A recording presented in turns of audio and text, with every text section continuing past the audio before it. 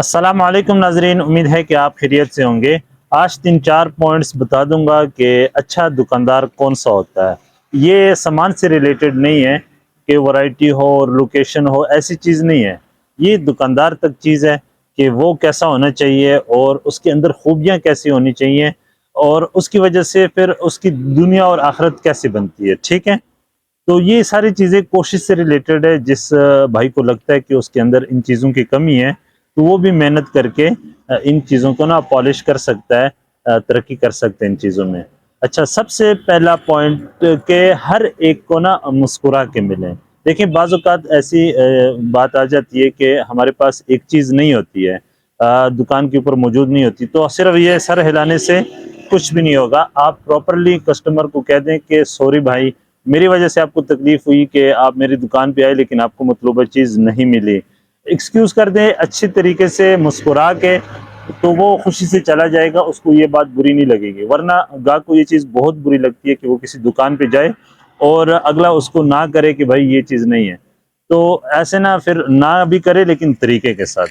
اور جو بھی کسٹمر آئے، چاہے چھوٹا ہے، بڑا ہے، مرد ہے، عورت ہے، مسکرانے کے ساتھ مسکرا کے اس کا استقبال کریں، سلام کا جواب دیں، اس کا حال احوال، یعنی کہ بالکل مسکراتے چہرے کے ساتھ، ٹھیک ہے؟ وہ 12 بجنے والا چہرہ کسی کو بھی پسند نہیں ہوتا۔ اچھا، دوسری چیز کہ نظر کے اندر حیا ہو، کیونکہ بہت ساری ہماری مائیں بہنیں خود جاتی ہیں دکان سے سودا سلف لیتی ہیں، تو ایسے میں دکاندار اپنی نظر کو صاف رکھے، کیونکہ عورت کی چھٹی حس بہت تیز ہوتی ہے۔ بات کرنا یا مسکرا کے بات کرنا یا کوئی ہنسی مذاق کرنا، اس کا یہ مطلب نہیں ہے کہ آپ بے حیا ہو۔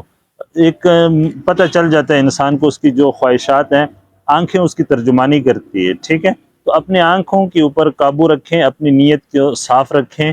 جو مائیں بہنیں آئیں ان کو اپنی ماں بہن سمجھ کے ڈیل کریں اور خوشی کے ساتھ، یعنی اخلاق کے ساتھ ان کو ڈیل کریں، تاکہ وہ آپ کی دکان کے اوپر آئے تو ان کو کوئی جھجک نہ ہو، اپنے بچوں کو بھیجیں ان کو کوئی جھجک نہ ہو۔ تیسری بات کہ وہ ایماندار ہو، جو چیز جیسی ہے ویسی بیچے۔ 2 نمبر کو کبھی بھی 1 نمبر کہہ کے نہ بیچے، نہ ہی کسی چیز کی کاپی بیچے۔ بہت سارے آئٹم ایسے ہیں جن کی کاپیز بنی ہوئی ہیں، تو آپ وہ سستی ملتی ہیں چونکہ، تو دکاندار لالچ کرتا ہے، تو وہ اس لالچ میں آ کے وہ گاہک کا نقصان کرتا ہے، تو یہ ایمانداری نہ ہوئی۔ اسی طرح ناپ تول میں بھی اگر ترازو ایسی جگہ رکھا ہوا ہے جہاں پہ گاہک کی نظر نہیں پڑتی، تو آپ جو مرضی کر لو، ایسا نہیں ہونا چاہیے۔ گاہک اگر چیزیں لکھوا بھی لے اور وہ چلا جائے کہ بولے کہ میں آدھے گھنٹے یا گھنٹے بعد آؤں گا، تب بھی آپ ایمانداری کے ساتھ اس کی چیزوں کو تول کے رکھیں اور جو چیز اس نے بتائی ہوئی ہے ویسے ہی اس کے لیے پیک کر دیں، ٹھیک ہے؟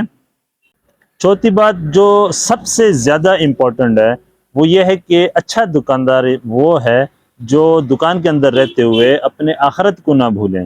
دیکھیں، ایک بات یاد رکھیں کہ اگر آپ نے ایک دن میں 1 کروڑ روپے کا بھی منافع کما لیا ہو، لیکن اگر آپ کی ایک نماز بھی قضا ہو گئی دکان کی وجہ سے، تو آپ سمجھدار دکاندار بالکل بھی نہیں ہو، یہ آپ نے نقصان کر دیا اور بہت بڑا نقصان کر دیا ہے۔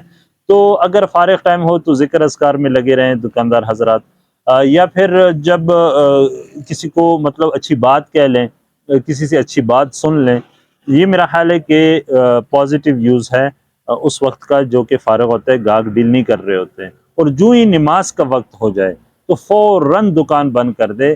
یہ اللہ کو پسند ہے کہ جب آپ غفلت کے ساتھ دنیا میں لگے ہوئے ہیں لیکن جو ہی اذان ہوتی ہے آپ نماز کو چلے جاتے ہیں، تو یہ اللہ کو پسند ہے، یہ ایک قربانی ہے۔ تو انشاءاللہ یہ قربانی ضائع بھی نہیں ہوتی ہے، دنیا اور آخرت میں کام آئے گی۔